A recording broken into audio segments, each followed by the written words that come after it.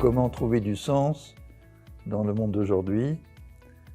Je répondrai modestement, parce que c'est une question bien sûr très vaste, que ma réponse peut porter sur moi, sur ma vie, sur ma place dans le monde, sur ma place dans mes relations, mais aussi en tant que professionnel, puisque j'accompagne des personnes individuellement, des équipes et des organisations. Et il s'agit pour moi principalement d'accueillir les différentes composantes de ma personnalité. J'ai été très nourri d'une spiritualité dans ma famille, et après que j'ai développé, j'ai vécu 2 ans dans un monastère bénédictin, j'ai été disciple d'un maître hindou pendant une année, etc. Donc je me suis cherché sur le plan spirituel. Je me suis cherché également sur le plan psychologique et de la psychothérapie. Je suis devenu psychothérapeute et enseignant. Et puis du côté du monde du business, disons, j'ai fait une école de commerce en France, HEC, Harvard Business School américaine, et j'ai beaucoup travaillé évidemment avec beaucoup d'organisations depuis plus de 50 ans. L'idée, c'est d'accueillir les horizons de sens qui apparaissent dans ces différents domaines et de les rendre plus compatibles, plus harmonieux. Quand on définit le sens, ou en tout cas ce que je reprendrai, c'est quelle direction, sens comme direction, sens comme signification, mais c'est surtout pour moi l'émergence d'une cohérence ou la construction d'une cohérence dans la conscience.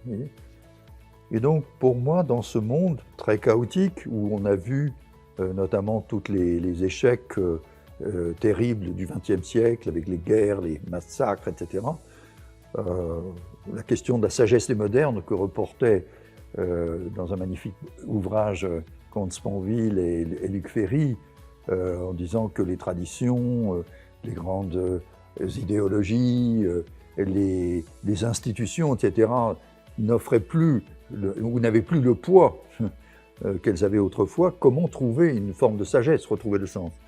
Eh bien pour moi, c'est surtout d'accueillir la personne, non pas de lui donner du sens, mais de savoir qu'à l'intérieur de tout être humain, il y a une dimension de l'esprit, une dimension spirituelle, qui est au-delà du psychisme, qui est sa capacité à prendre une certaine distance et une capacité d'auto-dépassement. Et la construction du sens doit être faite par la personne.